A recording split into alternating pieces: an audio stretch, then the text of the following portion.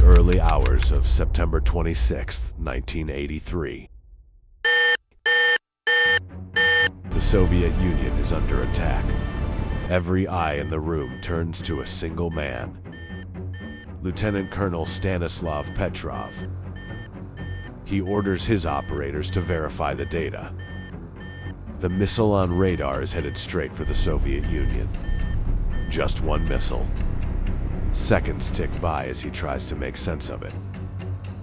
A US attack with a single missile? Alarms blare across the room as operators scramble to bring up radars, systems, and reporting protocols. In that moment, a chill runs down Petrov's spine. He knows exactly what this means. A strike in the middle of the Cold War would be total, absolute. He would have to press that button right now. Petrov pulls his hand back and returns to the radar display. He walks back toward the reporting button as the system reboots. Petrov knows this makes no sense. You don't go to war against the Soviet Union with 5 missiles. 5 missiles against a country this size. 8.5 million square miles of territory. Dozens of major cities. Hundreds of military targets. 5 missiles wouldn't even scratch the Soviet retaliatory capability. But Petrov knew this system. He had helped build it. He knew every line of code, every algorithm, and he knew its weaknesses. He still didn't believe this was a real attack. It didn't add up. But if he was wrong, Moscow would be gone. His wife, his children, tens of millions of his countrymen, and it would all be on him. But if he did report it, he would start a nuclear war for nothing. He walks back to his station. Every operator in the room is watching him. He reaches his hand toward the button, then moves past it and picks up the internal phone. Only the satellites. He thinks about how they work, detecting missiles by their infrared signature. The intense heat from the rocket exhaust. That's what the system locks onto. But other things produce heat too. And that night, unknown to him, the sun was sitting at the exact angle to throw reflections straight into the sensors. Silence falls over the room, everyone frozen. At this point, they are minutes from supposed impact. They themselves are likely one of the 5 targets. 14 minutes since the first alarm went off. Petrov sits down, and the silence that follows is absolute. Some operators close their eyes, unable to watch. Others simply stare. Nervous glances, disbelief. Quiet desperation spreading through the room. One operator makes the sign of the cross when he thinks no one is looking. Petrov has just made the most consequential decision in the history of the nuclear age. He has chosen to trust his gut against the technology, against protocol, against every person in that room.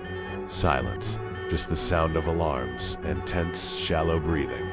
Every person there quietly reckoning with the possibility that these are their final minutes. A few operators try to say something to Petrov. He doesn't answer. His eyes are fixed on the screen, on the trajectories of the missiles closing in. He doesn't look away for a single second. Not a word. 1 minute. This could be the end. Miles from his family.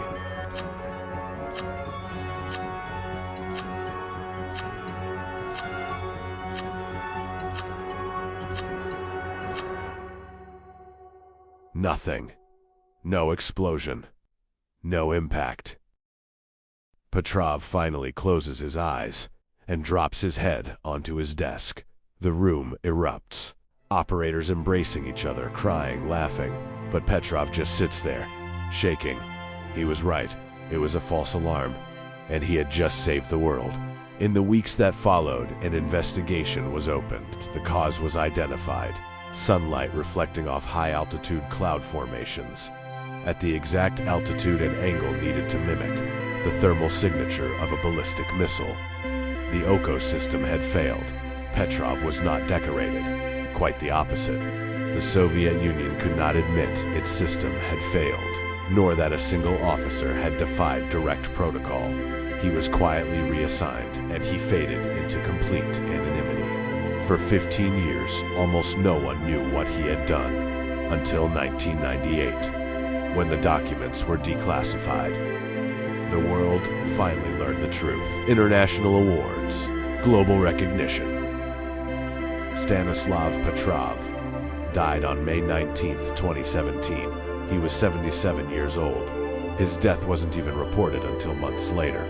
But on that September night in 1983, when the world was seconds away from nuclear apocalypse, one man chose to trust his instincts over a machine, over protocol, over everyone around him. And because he had the courage to say 9, billions of people lived.